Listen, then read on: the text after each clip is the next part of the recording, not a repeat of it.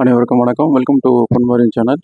இந்த வருஷத்தோட மிகப்பெரிய படமாக எதிர்பார்க்கப்பட்டு இந்த வாரம் திரைக்கு வந்திருக்க படம் தான் தங்கலான். இந்த படத்தை பார்த்துட்டேன். இந்த படம் வந்து 2 வருஷத்துக்கு அப்புறம் ரஞ்சித் அவர்கள் இயக்கத்தில் தேசிய விருது பெற்ற நடிகர் சியான் விக்ரம் அவர்கள் நடிக்கிறாங்க அப்படின்னும் போது மிகப்பெரிய எதிர்பார்ப்பு இருந்துச்சு. இந்த வருஷத்தோட மிகப்பெரிய படமாக அறியப்பட்ட படம். ஸோ இந்த படம் எப்படி இருக்குதுன்றதை நம்ம டீட்டெயில் ரிவ்யூவில் பார்க்கலாம். அது இல்லாமல் இந்த படம் வந்து வரலாற்றுக்கு பேஸ்டான கதை அப்படிங்கிற ஐப்பை கூட்டுச்சு. ஸோ இந்த படத்தை ரிவ்யூவில் எல்லாத்தையும் டீட்டெயில் இன்ட்ரெஸ்டிங் ஃபேக்ட்ஸ்லாம் இருக்குது, அதனால் ஸ்கிப் பண்ண பாருங்கள். இந்த படத்தில் வந்து சியான் விக்ரம், பார்வதி திருவேத்து, அப்புறம் மாளவிகா மோகனன், பசுபதி, ஹரிகிருஷ்ணன், டேனியல், ஆனந்த்சாமி இப்படின்னு ஏகப்பட்ட நடிகர்கள்லாம் நடிச்சிருக்காங்க. ஜி பிரகாஷ்குமார் மியூசிக் பண்ணியிருக்காரு. வாங்க இனி படத்தோட ரிவ்யூக்குள்ளே போகலாம். படத்தோட கதை என்னென்னா, 1850 வடார்காடு பகுதியில் சொந்த நிலத்தை வந்து ஜமீன்தார்கிட்ட வந்து இழந்துட்டு பண்ணை அடிமைகளாக வந்து கொத்தடிமைகளாக வேலை செஞ்சுட்டு வராங்க. தங்கலான்ற ஒரு தலைமையில் அவர் வந்து விக்ரம் தான் அந்த கேரக்டரில் வர்றாரு. அவர் தலைமையில் ஒரு பட்டியலின மக்கள்லாம் ஒரு கிராமத்தில் அந்த ஒரு கும்பலாக வாழ்ந்துட்டு வராங்க. அந்த நிலக்கூலிகளை வந்து அடிமைத்தனமாக அந்த பண்ணையாரான முத்துக்குமார்கிட்ட அடிமையாக இருக்காங்க. ஜமீன்தார் தான் அவர். பண்ணையாரும் சொல்லலாம், ஜமீன்தார் சொல்லலாம், அந்த மாதிரியான சித்தரிக்கப்படுது. 1850 நடக்கிற கதைக்கலாம். சுதந்திரத்துக்கு முந்தி பிரிட்டிஷ்கார்கிட்ட அடிமையாக இருக்க அந்த காலகட்டம் அது. அப்படி இருக்கப்பட்ட அந்த மக்களை வந்து கோலார் தங்க வயல்லேருந்து தங்கம் எடுக்கலான்னு சொல்லி ஆசை வார்த்தைக்குரிய அழைக்கிறாங்க.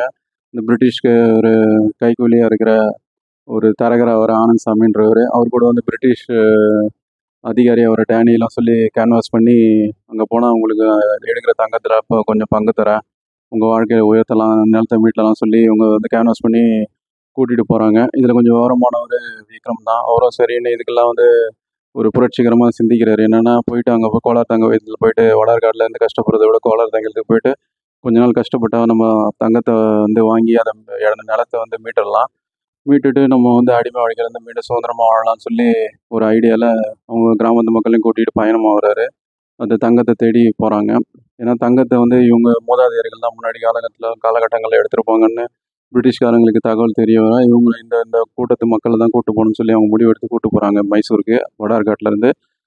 அங்கே போகும்போது அங்கே எதிர்பாராத உயிர் பலிகள்லாம் ஏற்படுத்தி இவங்க கூட்டத்தில் இருக்கவங்களுக்கு அங்கே உள்ள பல பிரச்சனைகள், அமானுஷ சக்தி இதெல்லாம் வந்து தாண்டி அவங்க தங்கத்தை எடுத்தாங்களா இல்லையா, அவங்க வாழ்க்கை மேம்பட்டுச்சா இல்லையா, அந்த நிலத்தை மீட்டாங்களா இல்லையா அப்படிங்கிறத செகண்ட் பார்ட்டுக்கு லீடு கொடுத்து பரபரப்பாக சொல்கிறது தான் பேலன்ஸான மிச்ச கதை. படத்தில் ப்ளஸ் மைனஸ் பார்க்கலாம். படத்தில் ப்ளஸ்ன்னு பார்த்தா ஆஸ்கார் விருதுக்கு நாமினேஷன் ஆகக்கூடிய அளவுக்கு சிறந்த நடிப்பை வந்து இந்த வருஷம் தந்திருக்காரு சியான் விக்ரம் அவர்கள். இந்த படத்துக்கு கண்டிப்பாக ஆஸ்கருக்கு அனுப்பலாம். கிட்டத்தட்ட ஹாலிவுட் லெவலில் தான் படத்தை வந்து கொண்டு போயிருக்காங்க. ஸோ நம்ம பாராட்டுகள் தெரிவிச்சுக்கலாம் இயக்குனர் ரஞ்சித் அவர்களுக்கு. ரஞ்சித் சிறப்பாக பண்ணியிருக்காரு. அது இல்லாமல் இந்த படத்தில் வந்து 3 காலகட்டங்களில் வேஷங்களில் விக்ரம் அவர்கள் பண்ணியிருக்காங்க. 3 டிஃப்ரெண்ட் கெட்டப்ஸ் தான். எல்லாமே நல்லா இருக்குது. ஒரு கெட்டப் வந்து மருதநாயகம் கமல் அவர்கள் மாதிரியான கெட்டப்பு, அதுக்கப்புறம் இன்னொன்று நடுக்காலங்கள், அதுக்கப்புறம் இன்னொரு கெட்டப்னு சொல்லி மொத்தம் 3 கெட்டப்பில் சிறப்பாகவே நடிச்சிருக்காரு. பாடி லாங்குவேஜ், ஆக்ஷன், அப்புறம் இந்த சென்டிமெண்ட் சீன்லாம் பண்ணி படம் எடுக்கிறாரு. அவரும் பார்வதி திருவத்து வர அந்த ஒரு குடும்ப பாண்டிங் சீன்லாம் நல்லாவே பெர்ஃபார்ம் பண்ணியிருக்காரு. அது இல்லாமல் புரட்சிகரமான சிந்தனைகள் சீன்ஸு, அப்புறம் அந்த ஒரு ஆக்ரோஷமான ஆக்ஷன் சீன்ஸு, அப்புறம் அந்த வரலாற்று அந்த ஒரு தமிழ் உச்சரிப்பு எல்லாமே நல்லாவே வருது, கைக்கு கை வருது அவருக்கு. ஒரு தமிழ் சார்ந்த ஒரு வசனங்கள் எல்லாமே நல்லாவே பேசியிருக்காங்க. அது இல்லாமல் ஃபேண்டஸியான ஒரு சீன்ஸ்லேயும் ஒரு நல்லாவே பண்ணியிருக்காரு. அது 3 வேஷத்துலையும் நல்லா பண்ணியிருக்காரு. அவருக்கு பாராட்டுகளை தெரிவிச்சுக்கலாம். இந்த வருஷத்துக்கு கண்டிப்பாக தேசிய விருதுக்கும் வாய்ப்பு இருக்குது. சியான் விக்ரம் அவர்களுக்கு வாழ்த்துக்கள். அது இல்லாமல் அவருக்கு இணையான வேஷத்தில் வந்து பார்வதி திருவத்து, அவங்க வந்து இந்த வருஷம் ஏற்கனவே உள்ளொழுக்குன்ற படத்தில் ஊர்வசி கூட டஃப் கொடுத்து நடிச்சிருப்பாங்க. இந்த படத்தில் விக்ரம் அவர்கள் கூட டஃப் கொடுத்து நடிச்சிருக்காங்க. ஊர்வசி அவர்களுக்கு இந்த வருஷம் கேரளா அரசின் சிறந்த விருது கிடச்சிருக்கு. அவங்களுக்கு டஃப் கொடுத்து நடிச்சிருப்பாங்க அந்த படத்தில். இதில் வந்து தேசிய விருது பெற்ற சியான் விக்ரமோட இணையான கேரக்டரு நல்லாவே அதை உணர்ந்து உள்வாங்கி நடிச்சிருக்காங்க. ஸ்டார்டிங்லேருந்து எண்டு வரைக்கும் இந்த கேரக்டராகவே வாழ்ந்திருக்காங்க. அவங்க வந்து அந்த வனதேவதை கிட்ட வேண்டுறது, புருஷனை குழந்தையும் விட்டுருங்கன்னு வேண்டுறது, அது இல்லாமல் சியான் விக்ரமோட கோவப்படுறது, அந்த ஃபேமிலி பாண்டிங்கு, அது இல்லாமல் அதில் ஜாக்கெட் அணிஞ்சு அந்த இதை வெக்கத்தை வெளிப்படுத்துறதுன்னு சொல்லி அவங்க கேரக்டர் வந்து சிறப்பாக உணர்ந்து பண்ணியிருக்காங்க. அவங்க பாராட்டுகளை தெரிவிச்சுக்கலாம். அது இல்லாமல் படத்தில் இன்னொரு முக்கியமான கேரக்டரில் கிட்டத்தட்ட கிரே ஷேடு உள்ள கேரக்டரில் ஃபேண்டஸியான ஒரு கேரக்டர் மாதிரி ஒரு மாளவிகா மோகனன், அவங்க கேரக்டர் நல்லா சித்தரிக்கப்பட்டிருக்கு. அதை உணர்ந்து சிறப்பாக பண்ணியிருக்காங்க, மிரட்டியிருக்காங்கன்னு சொல்லலாம். அவங்களுக்கும் பல விருதுகள் கிடைக்க வாய்ப்பு இருக்குது. அது இல்லாமல் படத்தில் முக்கியமான கேரக்டரில் பிரிட்டிஷ் அதிகாரி ஒரு டேனியல், அவருக்கு உதவியாளர் அந்த ஒரு தரகராக இந்திய தரகராக ஆனந்த்சாமி, அப்புறம் பசுபதி, ஹரிகிருஷ்ணன், இவங்க எல்லாமே அவங்க கேரக்டரை வந்து உணர்ந்து சிறப்பாக பண்ணியிருக்காங்க. அது இல்லாமல் படத்தில் வந்து பிரிட்டிஷ் காலத்தோட இந்தியா, அடிமைத்தனம், ஃபேண்டசி, மாயாஜாலம் எல்லாமே கலந்து ஒரு அப்ளிபிட்டோ மாதிரியான கதைக்களமாக, அவதார் படம் மாதிரியான ஒரு ஹாலிவுட் லெவலுக்கு பேசக்கூடிய கதை படமாக கொண்டு வந்திருக்க இயக்குனர் பா. ரஞ்சித் அவர்களுக்கு வாழ்த்துக்கள். நடுவில் வந்து நல்ல ஒரு தமிழ் வசனங்கள், ஒரு எப்படி நம்ம வந்து 90s காலகட்டங்களில் நாகா அவர்களோட அந்த ஒரு ஒரு பாலச்சந்தர் அவர்களோட மின்பிம்பங்களில் வந்து எடுத்தாங்க. அந்த நாகாவோட ஒரு ஃபேண்டசி கலந்த வந்து சீன்கள்லாம் வச்சு பண்ணியிருப்பாங்க. பரபரப்பாக பேசப்பட்டது அந்த காலகட்டங்களில். அந்த மாதிரியான ஒரு கதைக்களமும் இதில் கலந்து பண்ணியிருக்காரு. அது இல்லாமல் பிரிட்டிஷோட கதை எல்லாத்தையும் ஒரு ஒரு லேயராக பண்ணி ஒரு சிறப்பான என்கேஜிங்கான கதையை கொண்டு வந்துட்டார். அவருக்கு நம்ம பாராட்டுகளை தெரிவிச்சுக்கலாம். அது இல்லாமல் இந்த படம் கெட்டப்லாம் வந்து விக்ரம் அவர்களோட அந்த மூதாதையர் கெட்டப் வந்து கமல் அவர்களோட பாதியில் நின்று போன அந்த வரலாற்று படமான அவரோட கனவு படமான மருதநாயகம் கெட்டப்பை ஞாபகப்படுத்துது. அது என்ன லெவலில் அப்படி பார்க்கப்படுது. ஒருவேளை அந்த இன்ஸ்பிரேஷன்லேருந்து அந்த கேரக்டர் வடிவமைச்சிருப்பாரா? பல தமிழ் வசனங்களும் அந்த மாதிரி தான் இருக்குது. ஒரு சித்தர்கள் வடிவிலான கேரக்டரும் அந்த மாதிரி இருக்குது. ஏற்கனவே சொன்ன மாதிரி நாகா அவர்கள் இயக்கின அந்த விடாது கருப்புல வர அந்த மாதிரியான ஒரு ஃபேண்டசி அமானுஷ விஷயங்களும் கலந்து, அது இல்லாமல் இந்த படம் மருதநாயகம் மாதிரியான ஒரு கெட்டப்லையும் போட்டு ஒரு வித்தியாசமான ஒரு அனுபவத்தை கொடுத்துருக்காரு, திரை அனுபவத்தை. அது நம்ம கண்டிப்பாக பாராட்டலாம். அது இல்லாமல் சினிமா ல சாதிக்க விரும்புகிறவங்க கண்டிப்பாக இந்த படத்தை பார்க்கலாம். ஏன்னா டீகோடிங் பண்ணுறதே கஷ்டம். 2 3 வாட்டி பார்த்து தான் அவங்களுக்கு புரியும். அதுக்கே நம்ம சவால் விடுற மாதிரியான ஒரு கதைகளாம். அது அஹெட் ஆஃப் டைம்ஸ்னு சொல்லக்கூடிய அளவு சிறப்பாக பண்ணியிருக்கார் பா. ரஞ்சித். அவர்களுக்கு நம்ம வாழ்த்துக்களை தெரிவிச்சுக்கலாம். எண்ட் கார்டில் வந்து அந்த உண்மையான அந்த மக்கள் வாழ்ந்த மக்களோட ஃபோட்டோவை போட்டு உண்மைத்தன்மைக்கு வந்து நெருக்கமாக கொண்டு வந்ததுக்கு பாராட்டுகளை தெரிவிச்சுக்கலாம். அதெல்லாம் படத்தில் முக்கியமான பில்லர் வந்து ஜி. பிரகாஷ்குமார். அவர் வந்து மியூசிக்கில் வந்து பாடல்கள் எல்லாமே சிறப்பாக இருக்குது. மேனாமணிக்கு பாட்டு, அப்புறம் தங்கல் அணை, இந்த பாட்டெலாம் வந்து படத்துக்கு ரொம்ப உதவுது. இன்னும் 2 பாட்டு போட்டிருக்கலாம் கிராமியம் மெட்டலன்னு சொல்ல அளவுக்கு. ஆடுகளம் படத்தில் வந்த மாதிரி கிராமிய பாடல்கள் கொண்டு வந்திருந்தால் கூட நல்லா இருந்திருக்கும், பேசப்பட்டிருக்கும். அந்தளவுக்கு ஒரு பாட்டுகள்லாம் நல்லா எதிர்பார்க்கக்கூடிய அளவுக்கு சிறப்பாக பண்ணியிருக்காரு. பிஜிஎம் வேறு லெவல் பண்ணி பாடலாம் எடுத்துட்டாரு. கண்டிப்பாக படத்தை எலிவேட் பண்ணுது. இந்த வருஷத்துக்கு தேசிய விருதுக்கும் வாய்ப்பு இருக்குது அவருக்கு.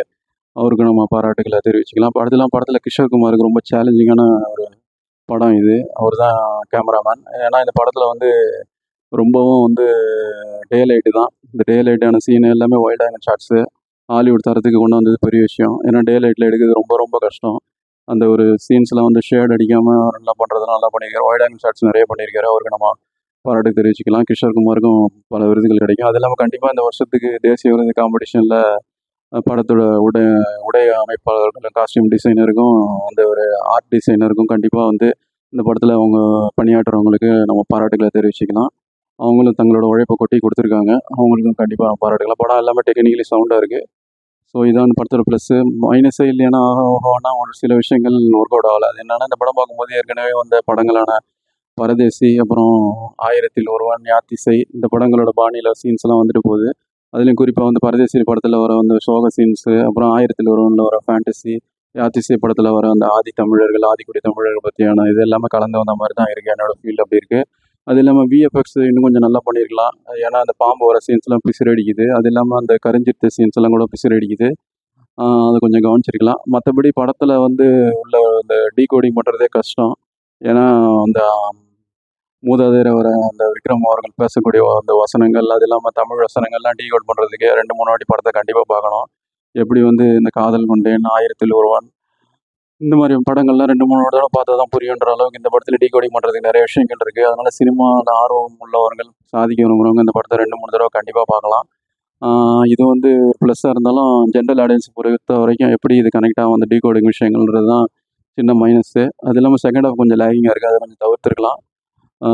சில விஷயங்கள்லாம் வந்து ப்ரெடிக்டபுளாக இருக்குது செகண்ட் ஹாஃபில், அதையும் கொஞ்சம் தவிர்த்துருக்கலாம். மற்றபடி இதை வந்து இந்த எளிய மக்களோட வலியை மட்டும் கொண்டாந்து முடிச்சிருந்தா நல்லா இருந்திருக்கும். ஏன்னா படத்தில் வந்து மாயாஜால விஷயங்கள், ஃபேண்டசி விஷயங்கள்லாம் தவிர்த்துருந்தா இன்னும் கொஞ்சம் ஜென்ரல் ஆடியன்ஸோட கனெக்ட் ஆகிருக்குன்றது என்னோட கருத்துக்களை சின்ன ஒரு விஷயமா பார்க்கப்படுது, பிரச்சனையாக பார்க்கப்படுது படத்தில். மொத்தத்தில் இந்த படம் எப்படி இருக்குன்னா, விக்ரம் அவர்களோட ஹார்ட் ஒர்க்கு, ஒரு தேசிய விருது, ஆஸ்கர் விருதுக்கு தகுதியான ஒரு நடிப்பு உழைப்பை கொட்டி கொடுத்துருக்காக கண்டிப்பாக அவரோட நடிப்பு பார்த்து ரசிக்கலாம். அது இல்லாமல் பா. ரஞ்சித் அவர்களுக்கான அடுத்த கட்டத்துக்கான உலக லெவலான ஆப்ளிகப்டோ, அப்புறம் அவதார் லெவலுக்கான அந்த ஒரு மேக்கிங்கை அடுத்த தளத்துக்கு கொண்டு போனதுக்கான முயற்சிக்காகவும் கண்டிப்பாக இந்த படத்தை 18+ இருக்கவங்க பார்க்கலாம். ஏன்னா 18+ கீழே இருக்கவங்க பார்க்கக்கூடாது. என்னென்னா படத்தில் வந்து ரத்த ஆறு ஓடுற மாதிரி சீன்ஸ்லாம் இருக்குது. ஸோ அதனால் 18+ மேலே இருக்கும் ஜென்ரல் ஆடியன்ஸ் கண்டிப்பாக ஒரு தடவை படத்தை ட்ரை பண்ணி பார்க்கலாம். மற்றவங்க சினிமா ஆர்வலர்கள் 3 4 தடவை பார்க்கலாம். படத்தில் வர டீகோடிங் சீன்ஸ்க்காக, அந்த தமிழ் வசனங்களுக்காகவும், அந்த ஃபேண்டசி விஷயங்களுக்காகவும், அப்புறம் அந்த மூதாதையரை வர அந்த விக்ரமோட அவரோட டீகோடிங்காகவும் கண்டிப்பாக சினிமா அவர்களை 2-3 வாட்டி பார்க்கலாம். ஓடிடியில் வரும்போது கண்டிப்பாக கொண்டாடக்கூடிய படம். என்னை பொறுத்த வரைக்கும் ஒன் டைம் வாட்சபிள் தான் அந்த படம். இப்போ தேட்டர்களில் ஓடிக்கிட்டு இருக்கு. நெகட்டிவ் விமர்சனங்கள்லாம் வந்து தவிர்த்துட்டு படத்தை ஒன் டைம் பார்க்கலாம். வாட்சபிள் தான். ரொம்ப போர் அடிக்காது. என்கேஜிங்காக போகும். இதான் என்னோட விமர்சனம். இந்த விமர்சனம் பிடிச்சிருந்தா உங்கள் ஃப்ரெண்ட்ஸ் ஷேர் பண்ணுங்கள். வேறு ஒருத்தரையும் விமர்சனம் முன்னோட்டத்தில் சந்திப்போம். அதுவரை நன்றி, வணக்கம்.